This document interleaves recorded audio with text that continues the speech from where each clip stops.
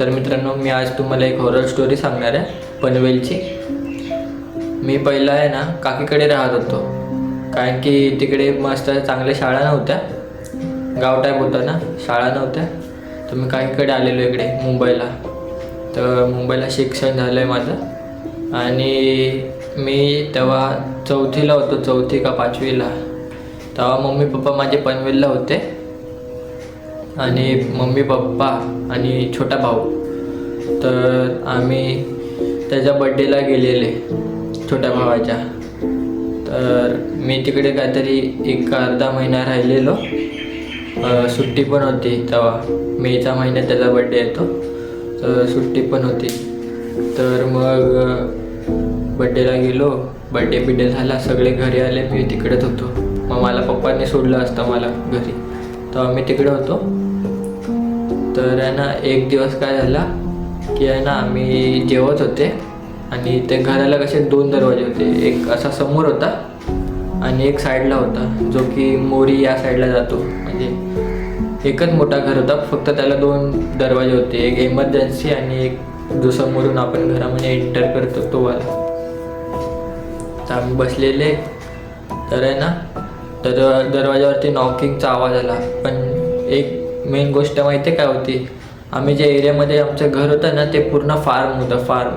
त्या एरियामध्ये फक्त एकच घर होतं, आणि पूर्ण अशी वाडी बोलतात ना, आंब्याची वाडी. त्यांना पाणी बिणी टाकायचं, ते पप्पा काम करायचे. आंबे बिंबे होते, सीताफळाची झाडं होती, व परत काजूची झाडं होती भरपूर, नारळाची झाडं होती, आणि छोटे छोटे फुलं बिलं असतात ना, त्याची झाडं होती. आणि एक मोठा मस्त खेळायला, म्हणजे पोरांना असा बनवलेला ग्राउंडसारखा रस्त्याच्या साईडला. कारण की रस्त्याच्या साईडला त्या जो मालक होता ना, त्याचा मोठा हॉटेल आहे, तर त्याची तेवढी जागा होती. तर पप्पा आणि मम्मी तिकडे काम करायचे, आणि पप्पा मग सकाळी कसे ते हॉटेलला जायचे काम करायला. मग काम करून झालं का मग ते यायचे, झाडं बिडांना पाणी टाकायचे दररोज, आणि मग घरी यायचे. मग संध्याकाळी 6 का 7 वाजेपर्यंत त्यांचं काम होऊन जायचं. मग दोघं पण घरी यायचे. मग काय झालं की आम्ही, रात्रीचा टाईम होता, आम्ही बसलेले जेवायला.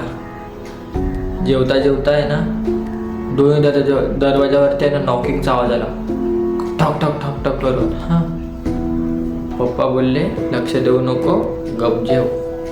हां, मी पूर्ण घाबरलेलो, बारीक होतो ना मी घाबरलो, माझा छोटा भाऊ घाबरला, तर जाम घाबरलो.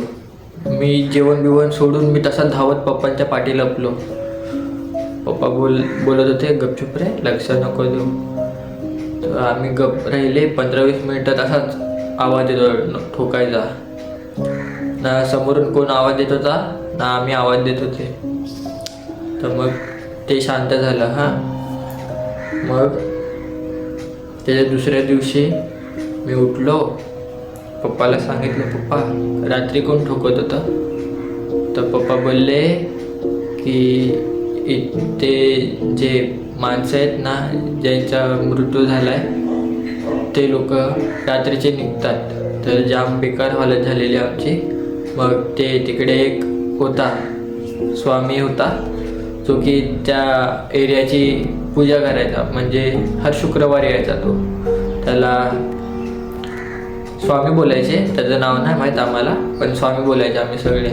तर ते यायचे, तेव्हा आम्ही आशीर्वाद वगैरे घ्यायचो.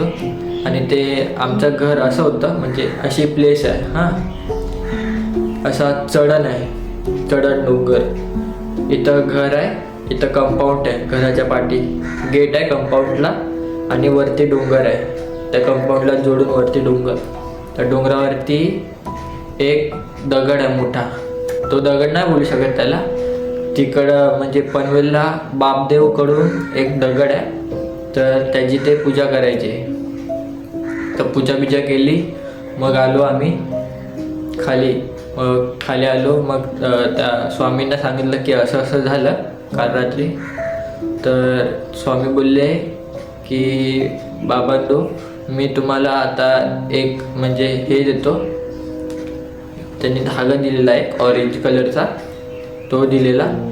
मग ते बांधला आम्ही, कारण की जे कशामुळे झालेलं माहिती आहे, त्या दिवशी आम्ही काहीतरी मच्छी का मटण बनवलेलं आणि ते तिकडे म्हणजे त्या दिवशी म्हणजे ज्या दिवशी त्यांचा मृत्यू झालेला ना त्या दिवशी असं बोलतात की बनवायचं ना, ते बोलतात ना की मांस मच्छीवरती आत्मा येते वगैरे, तर तसंच होतं काय. तर आम्ही बनवलेलं, आमच्या लक्षात नव्हतं आणि मम्मी पप्पांना पण माहीत नव्हतं, तर ते स्वामींनी सांगितलं त्यांना.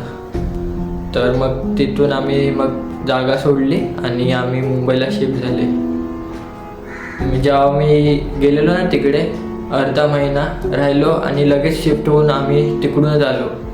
तर मित्रांनो, पनवेल प्लेस अशी आहे ना, खूप मिस्टिरियस आहे आणि त्याचे खूप भटकतात पण आत्मा आणि ते सहजा दिसत नाही, पण असे म्हणजे तुम्हाला जाणीव जशी होते ना, जाणीव की कोणतरी आहे आपल्यासोबत, तसा एक्सपिरियन्स होतो. ही होती आपली पनवेलची स्टोरी. तर तुमच्याकडे स्टोरी असेल तर तुम्ही कमेंटमध्ये सांगा, आपण तुमच्या स्टोरीवरती पण एक व्हिडिओ बनवूया. चला मग, बाय बाय.